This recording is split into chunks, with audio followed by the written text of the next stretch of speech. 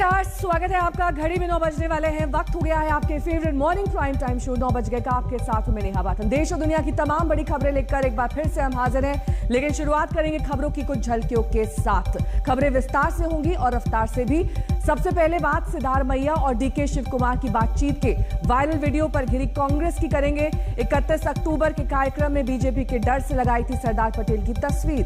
कानपुर आपको लिए चलेंगे, जहां के एसपी नेता की दबंगई का वीडियो वायरल हुआ है। थाने में दारोगा से कहा, तुम पोस्टर नोचोगे तो हम तुम्हारा बिल्ला नोच देंगे। टमाटर ने बिगाड़ा है रसोई के बजट का जायका। 100 के पार पहुंच गया है टमाटर का भाव। और ठीक आधे घंटे बाद यानी कि सुबह 9:30 बजे 100 शहर 100 खबर।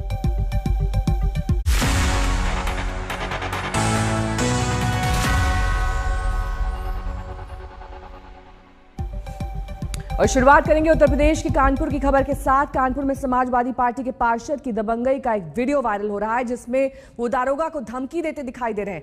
बीजेपी के क्षेत्रीय कार्यालय के बाहर प्रदर्शन करते हुए एसपी नेता को पुलिस ने पकड़ा। इससे भड़के एसपी नेता धमकी दे रहे हैं कि तुम पोस्टर नोचोगे तो हम तुम्हारा बिल्ला नोच देंगे। तुम झंडा नोचोगे, हम बिल्ला नोचेंगे।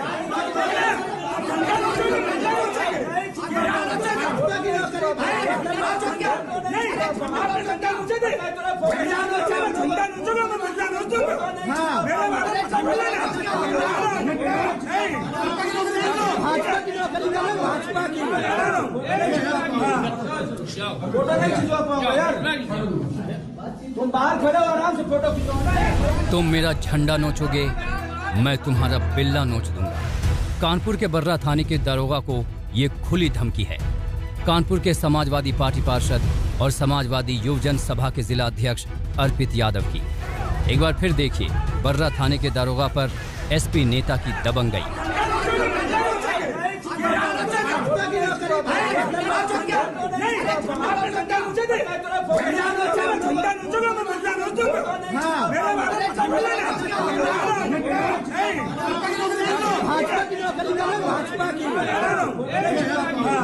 दरअसल इस पूरे विवाद की जड़ में है ये तस्वीर। कानपुर में बीजेपी के क्षेत्रीय कार्यालय के उद्घाटन से पहले एसपी पार्षद अर्पित यादव ने इस आरोप के साथ वहां एक पोस्टर लगा दिया कि बीजेपी ने नौबस्ता मोरंग मंडी की ये जमीन हॉस्पिटल के नाम पर खाली कराई थी, लेकिन उस पर बना दिया अपना कार्यालय।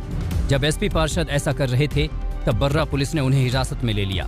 इसी पर एसपी नेता का गुस्सा 7वें आसमान पर पहुंच गया और धमकी पर उतर आए।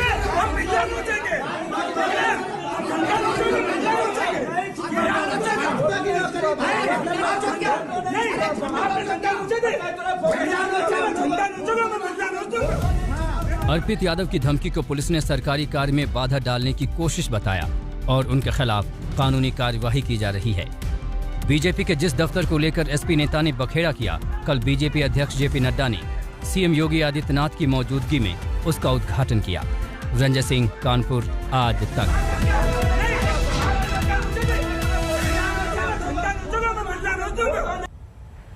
तो एक तरफ समाजवादी पार्टी सत्ता वापसी की जद्दोजहद में लगी हुई है, वहीं दूसरी तरफ पार्टी के नेता ऐसी दबंगई कर रहे हैं। यकीनन संदेश सही नहीं है। इस बीच यूपी की सत्ता में वापसी के लिए अखिलेश यादव इस बार जयंत चौधरी के साथ जोड़ी बनाते नजर आ रहे हैं। खबर यही है कि एसपी आरएलडी गठबंधन का ऐलान कभी भी हो सकता है।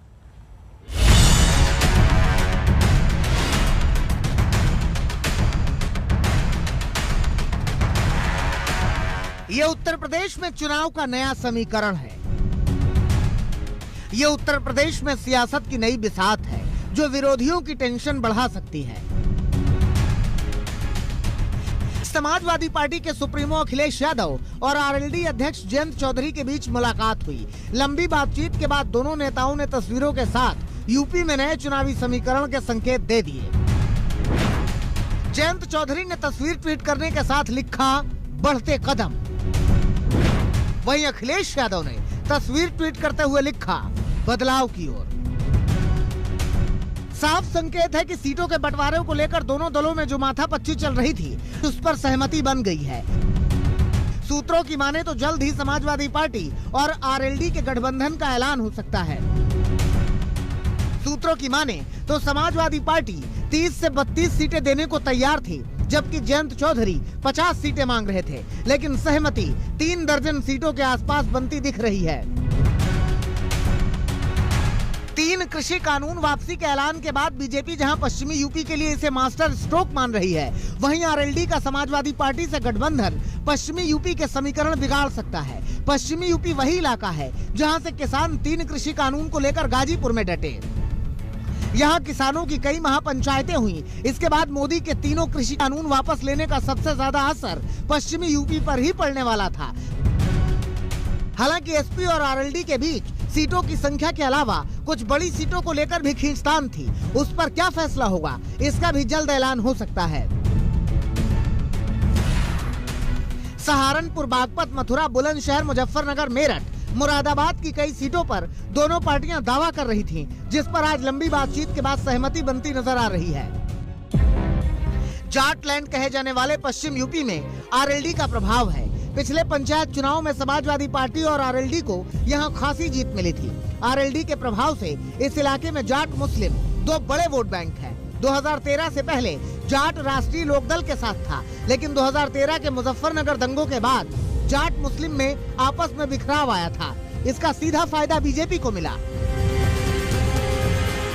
उत्तर प्रदेश विधानसभा से पश्चिमी यूपी की 136 सीटें आती हैं। 2012 के विधानसभा चुनाव की बात करें तो इस इलाके में बीजेपी को 20 सीटें मिली थी, जबकि समाजवादी पार्टी की 58 और बीएसपी को 39 सीटें आई थी। इसके अलावा आरएलडी के खाते में 9 और कांग्रेस ने 8 सीटों पर जीत हासिल की थी। लेकिन मुजफ्फरनगर दंगों के बाद जहां 2014 लोकसभा में बीजेपी ने सूपड़ा साफ किया, वहीं 2017 विधानसभा चुनाव में भी हालात पूरी तरह से बदल गए। बीजेपी 103 सीटों पर जीती, जबकि समाजवादी पार्टी 27 सीटों पर सिमट गई। कांग्रेस के हाथ में 3 और आरएलडी के हाथ में सिर्फ 1 सीट आई। जयंत अपने पिता चौधरी अजीत सिंह के निधन की सहानुभूति और किसान आंदोलन की लहर को अपने पक्ष में भुनाना चाहते थे, लेकिन मोदी के कृषि कानून वापस लेने के बाद विपक्ष का खेल बिगड़ता दिख रहा था। लेकिन अब समाजवादी पार्टी और आरएलडी के साथ आने से पश्चिमी यूपी का मुकाबला कड़ा हो गया है। हालांकि यूपी में पिछले 2 बड़े चुनावों की बात करें तो गठबंधन का असर समाजवादी पार्टी के लिए नुकसान ही लेकर आया है। 2017 के चुनाव में समाजवादी पार्टी ने कांग्रेस के साथ गठबंधन किया और यूपी के लड़कों के नारों के साथ मैदान पर उतरी। वहीं 2019 में समाजवादी पार्टी की ओर से ऐतिहासिक कदम उठाया गया, जब अखिलेश वर्षों की दुश्मनी के बावजूद मायावती को गठबंधन के लिए राजी करने पर तैयार हो गए और बुआ बबुआ की जोड़ी मैदान पर उतरी। लेकिन ये जोड़ी भी मोदी के मैजिक के सामने फेल हो गई। अब बारी समाजवादी पार्टी और आरएलडी की है, जिसके गठबंधन का जल्द ऐलान हो सकता है। कुमार अभिषेक, लखनऊ, आज तक। समाजवादी पार्टी के सामने वापसी की चुनौती है, तो वहीं बीजेपी के सामने किला बचाए रखने की। कल इसी कोशिश में नोएडा के जेवर में पीएम मोदी की विशाल रैली होने वाली है और रैली से पहले जेवर के इंटरनेशनल एयरपोर्ट का भूमि पूजन किया जाएगा।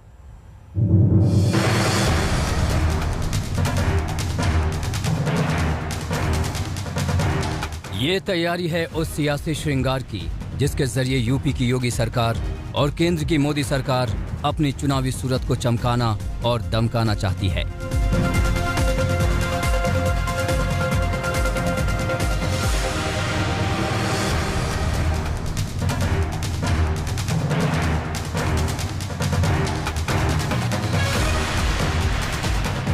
चुनाव से ठीक पहले दिल्ली से सटे नोएडा के पास की इस जमीन को योगी और मोदी उत्तर प्रदेश के माथे पर किसी नायाब जेवर की तरह टांकने को तैयार हैं।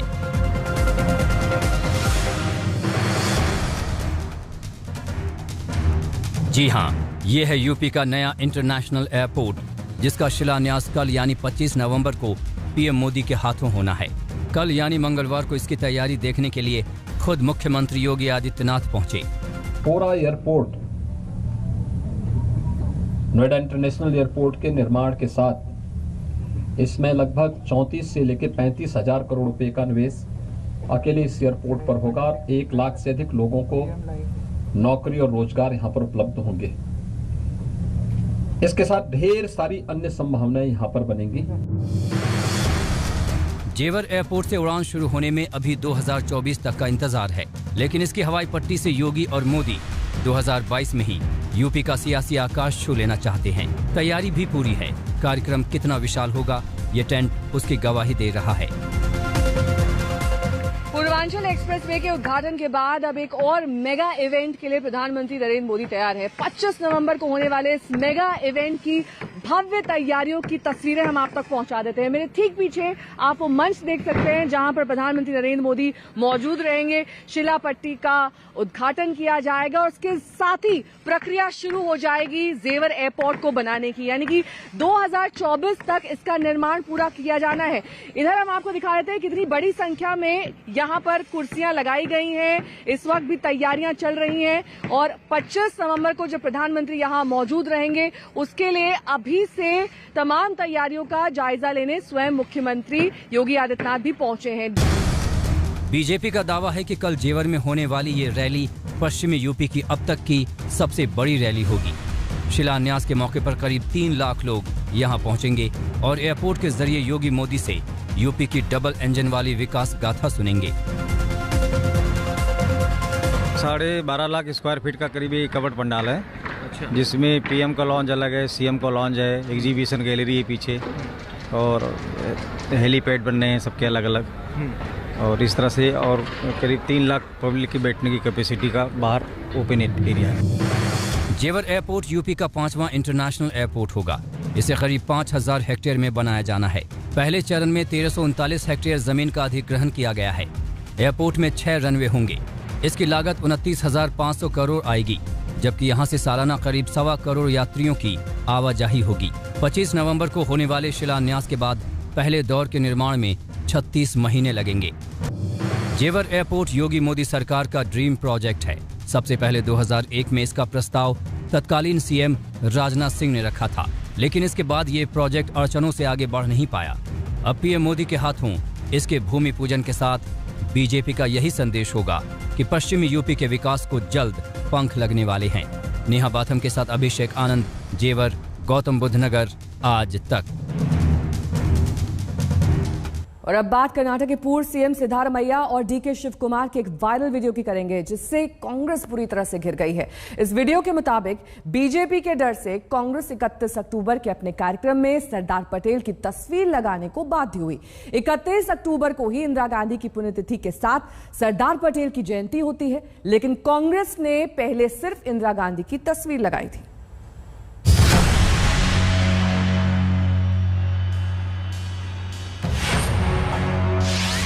इस वीडियो को जरा गौर से देखिएगा। ये वीडियो 31 अक्टूबर का है। 31 अक्टूबर यानी सरदार पटेल की जयंती और पूर्व प्रधानमंत्री इंदिरा गांधी की पुण्यतिथि। बेंगलुरु के कांग्रेस दफ्तर में कार्यक्रम था।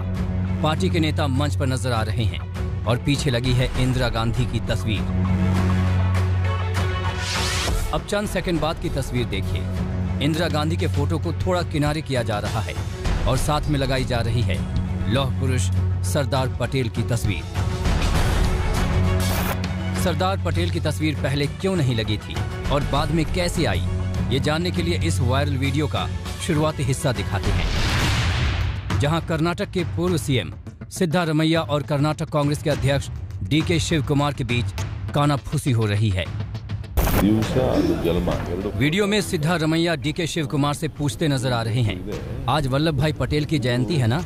इस पर डीके ये कहते सुनाई दे रहे हैं, हाँ वो भी, लेकिन हम कभी उनकी तस्वीर नहीं रखते। फिर सिद्धारमैया कहते हैं, लेकिन बीजेपी इसका फायदा उठाएगी। सिद्धारमैया की बात सुनकर डीके शिव कुमार पार्टी पदाधिकारियों को सरदार पटेल की तस्वीर लगाने का निर्देश देते हैं और सिद्धारमैया से कहते हैं कि मैं फोटो लगवा रहा हूँ। सिद्धारमैया का जवाब होता है, हाँ ये ठीक है। निर्देश की तुरंत तामील होती है और फिर सरदार पटेल की बड़ी सी तस्वीर इंदिरा गांधी के बगल में लग जाती है। 31 अक्टूबर का ये वीडियो वायरल होने के बाद कांग्रेस बुरी तरह घिर गई है। आरोप लग रहा है कि बीजेपी के डर से सरदार पटेल का सम्मान करने को मजबूर हुई कांग्रेस। बीजेपी पहले से ही आरोप लगाती रही है कि गांधी परिवार को आगे करने के लिए कांग्रेस ने सरदार पटेल की अनदेखी की। सरदार साहब कांग्रेस पार्टी के थे कि नहीं थे? थे कि नहीं थे? फिर भी कांग्रेस पार्टी एक परिवार में ऐसी सिमट गई है, ऐसी सिमट गई है।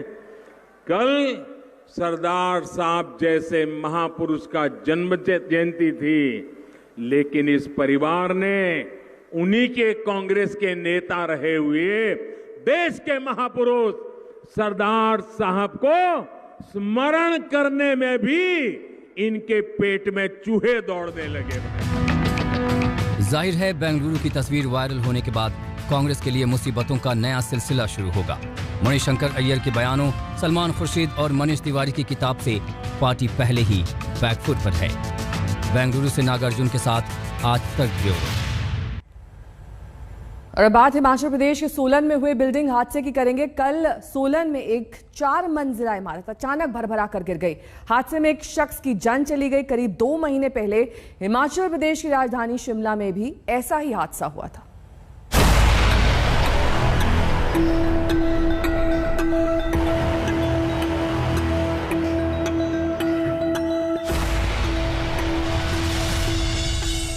चंद सेकंड में जमींदोज हो गई 4 मंजिला बिल्डिंग और चारों तरफ छा गया धूल का गुबार। तस्वीरें देखिए, धूल के गुबार से निकलकर किस तरह लोग जान बचाने के लिए भागते नजर आ रहे हैं। ये हिमाचल प्रदेश के सोलन के परवाणु की तस्वीर है। कल 3 मजदूर इस खाली पड़ी बिल्डिंग की साफ सफाई के काम में लगे थे, तभी अचानक रेत के महल की बिल्डिंग जमींदोज हो गई। हादसा कल दोपहर करीब 1:30 बजे हुआ। हादसे की खबर लगते ही पुलिस, प्रशासन और दमकल की टीम मौके पर पहुंची और रेस्क्यू ऑपरेशन में लग गई। देर शाम एनडीआरएफ की टीम भी सर्च ऑपरेशन के लिए पहुंच गई। तस्वीरें देखिए, किस तरह 4 मंजिला बिल्डिंग के मलबे में जिंदगी को तलाशने का काम चल रहा है। मलबे से एक का शव बरामद हुआ है, जबकि 3 लोगों को सुरक्षित निकाल लिया गया। दोनों को चोटें आई हैं। सोलन के बिल्डिंग हादसे ने शिमला बिल्डिंग हादसे की खौफनाक यादों को ताज़ा कर दिया है। 30 सितंबर को शिमला के कच्ची घाटी इलाके में 7 मंजिला इमारत धराशायी हो गई थी। हालांकि खतरे को भांपकर पहले ही इमारत को खाली करा लिया गया था, जिससे जानमाल का नुकसान नहीं हुआ। बहरहाल हिमाचल में 2 महीने के भीतर 2 हादसों ने पुरानी बहुमंजिला इमारतों के खतरे को फिर से उजागर कर दिया है। राजेश शर्मा, सोलन, आज तक। अगली खबर का रुख करेंगे। बात टमाटर की करेंगे, क्योंकि इसकी चढ़ती कीमत रसोई का बजट बिगाड़ रही है। टमाटर का भाव कई शहरों में सेंचुरी पार कर रहा है।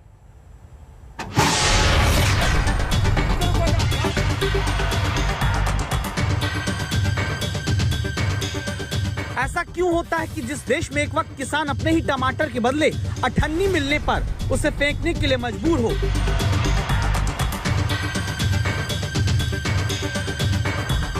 वही टमाटर दूसरे मौसम में सेब से भी महंगा बिकने लगता है। 12 ग्रेड के 1000, 10, 20, 30, 40, 50, 60, 70, 80, 90, 1110, 20, 30, 40, 50, 60, 70, 80, 90, 1200, ये 1200 रुपए उठा। ऐसा क्या है कि जो टमाटर एक वक्त में 100 रुपए का 5 किलो और उससे भी ज्यादा सस्ता हो जाने से बाजार पहुंचने से पहले रौंदा जाने लगता है, फेंका जाने लगता है। वही टमाटर अब 100 रुपए का 1 किलो तक बिकने लगा। टमाटर के ऐसे अच्छे दिन आए हुए हैं कि पूछिए मत। चाकू से कट्टा टमाटर है, दर्द आम आदमी की जेब को होता है, क्योंकि दिल्ली में टमाटर के दाम 60 से 90 रुपए किलो, भोपाल में 60 से 80 रुपए किलो, जयपुर में 65 से 95 रुपए किलो, लखनऊ में 65 से 85, पोर्ट ब्लेयर में 113 रुपए किलो तक और तमिलनाडु में 140 रुपए किलो तक टमाटर बिक रहा है।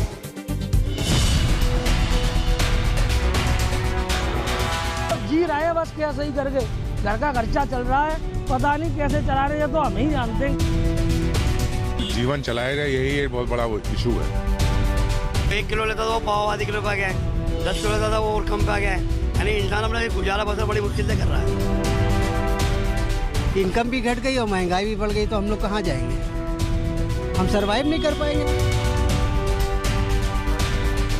जनता को टमाटर के दाम चुभ इसलिए भी रहे हैं क्योंकि आप ये भी जानिए कि दुनिया में चीन के बाद टमाटर उगाने में भारत नंबर 2 है। भारत हर साल करीब 2 लाख मीट्रिक टन टमाटर का निर्यात भी करता है, यानी टमाटर खपत से ज्यादा देश उगाता है। फिर अभी क्यों इतना टमाटर महंगा हुआ कि लखनऊ में श्रीवास्तव परिवार की प्रीति श्रीवास्तव ऐसे सब्जी बनाने लगी जहां टमाटर का इस्तेमाल ही ना हो। सब्जी आज कौन सी? आज केले की सब्जी बनाई है हमने। टमाटर इसमें पड़ता है? नहीं, इसमें टमाटर नहीं पड़ता है। इतनी महंगाई हो गई है, टमाटर कैसे डालें? तो ये सब्जी में वैसे पड़ता नहीं है टमाटर, तो इसीलिए आपने बनाई है क्या? हाँ, इसीलिए हमने बनाई है। मतलब जनता की जिंदगी से टमाटर माइनस हो गया क्योंकि दाम प्लस होता जा रहा है। किचन टमाटर से घट रहा है। किलो भर खरीदने वाले हाथों में पाव आधा किलो टमाटर दिखने लगा। देश में 2 बार ऐसा वक्त क्यों आता है जब एक बार टमाटर उगाने वाला किसान रोता है, जब टमाटर औने पौने दाम पर बिकता है, किसान टमाटर निकालने तक का पैसा नहीं पाता, फिर एक बार टमाटर खाने वाले लोग दाम आसमान पर चढ़ने पर महंगाई से रोते हैं। अभी नवंबर के अंत की बात करें तो आमतौर पर अब तक टमाटर 30 रुपए किलो तक बाजार में बिकने लगता था, लेकिन इस बार 100 रुपए या 100 रुपए के पार भी देश में कुछ जगहों पर जाने का कारण क्या है? टमाटर जो भी आ रहा है वो कर्नाटक और महाराष्ट्र से आ रहा है। दोनों जगह इतनी बारिशें हुई हैं कि 75% फसलें डैमेज हो गई हैं, खराब हो गई हैं, और जिसकी वजह से माल की आमदनी बहुत कम है, माल बहुत कम निकल रहा है, और जो माल वहाँ से आता है उस माल में भी 20 से लेकर 40-50% माल डैमेज हो रहा है। जो भेज रहा है उसको भी लॉस है, जो यहाँ बेच रहा है वो भी नुकसान में, जो रिटेल में भी 80 रुपए किलो बेच रहा है उसको भी नहीं है कि वो कोई फायदा हो। क्या यही वजह है? इस बात को जानने के लिए नोट करिए कि साल में टमाटर की 2 बार फसल होती है। देश में टमाटर की आपूर्ति सबसे ज्यादा आंध्र प्रदेश, महाराष्ट्र और कर्नाटक से होती आई है। महाराष्ट्र, आंध्र और कर्नाटक के टमाटर की सप्लाई का यही सीजन होता है। अभी बारिश के कारण टमाटर की फसल खराब होने से सप्लाई बाधित हुई है। डिमांड मुताबिक सप्लाई न होने से दाम बढ़ गए। साथ ही अभी शादियों के सीजन में खपत बढ़ी है। वैक्सीन की डोज लगातार लगने के बाद रेस्टोरेंट, होटल में बढ़ते ग्राहकों की मांग के मुताबिक भी टमाटर की डिमांड बढ़ी, लेकिन सप्लाई कम ही है। दावा है अगले 20 दिनों के भीतर टमाटर के दामों में बहुत बड़ी तो नहीं, लेकिन कुछ राहत जरूर मिल सकती है। कोलकाता से प्रेमा राजाराम और दिल्ली से श्रुतिका के साथ समर्थ श्रीवास्तव, लखनऊ आज तक। आगे बढ़ेंगे। बेरोजगारी को लेकर राजस्थान की गहलोत सरकार दरअसल मुश्किल में है। राजस्थान के बेरोजगार एकजुट होकर कल यूपी रवाना होने वाले थे। यूपी जाकर वो अपना दर्द सीधे प्रियंका गांधी को सुनाने वाले थे, लेकिन तभी गहलोत सरकार ने 2 दिन का वक्त और मांग लिया।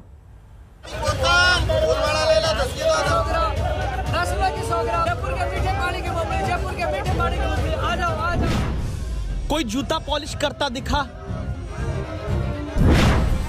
कोई सब्जी बेचता नजर आया, किसी ने चाय बेचनी शुरू की, कोई फूल माला बेचता दिखा, किसी ने समोसा बेचा,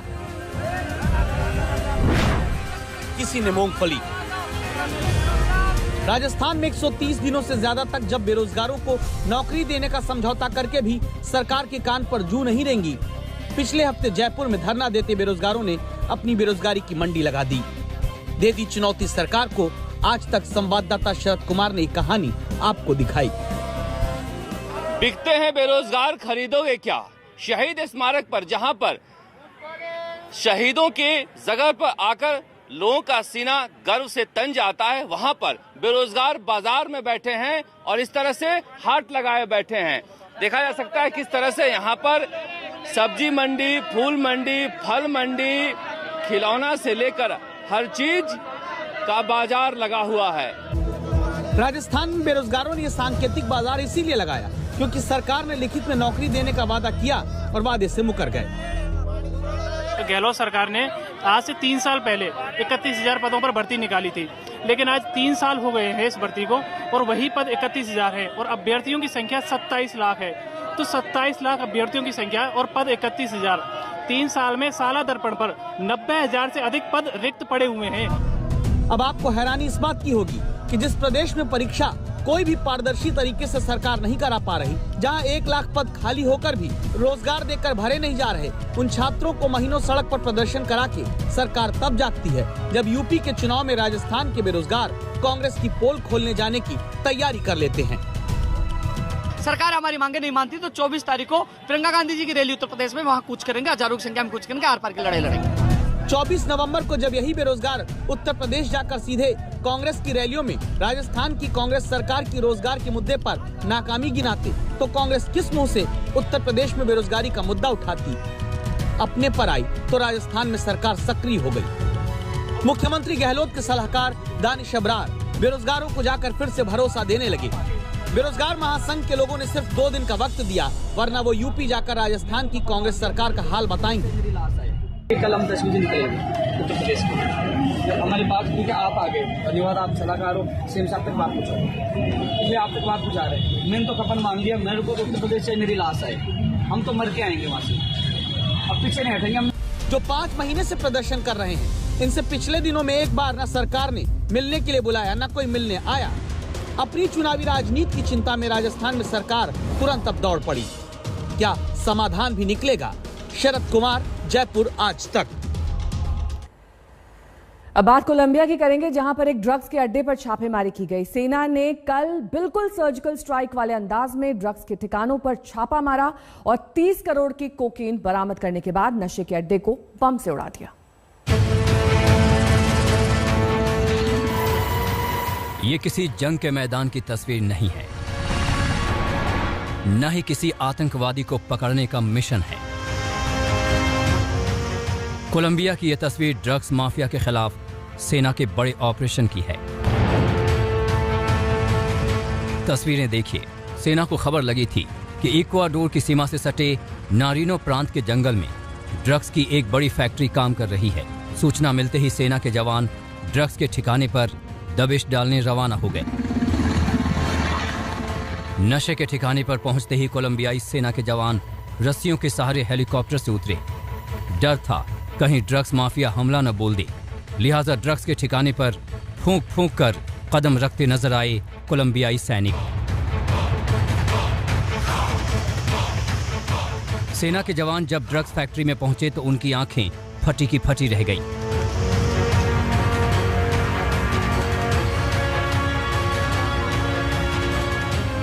कोकीन और दूसरे नशीले पदार्थों का अंबार लगा था।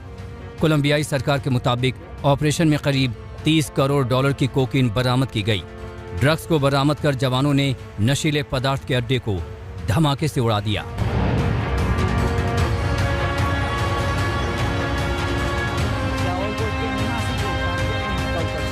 कोलंबिया के रक्षा मंत्री के मुताबिक ड्रग्स के इस अवैध धंधे के पीछे लेफ्टिस्ट बागी नेशनल लिबरेशन आर्मी है।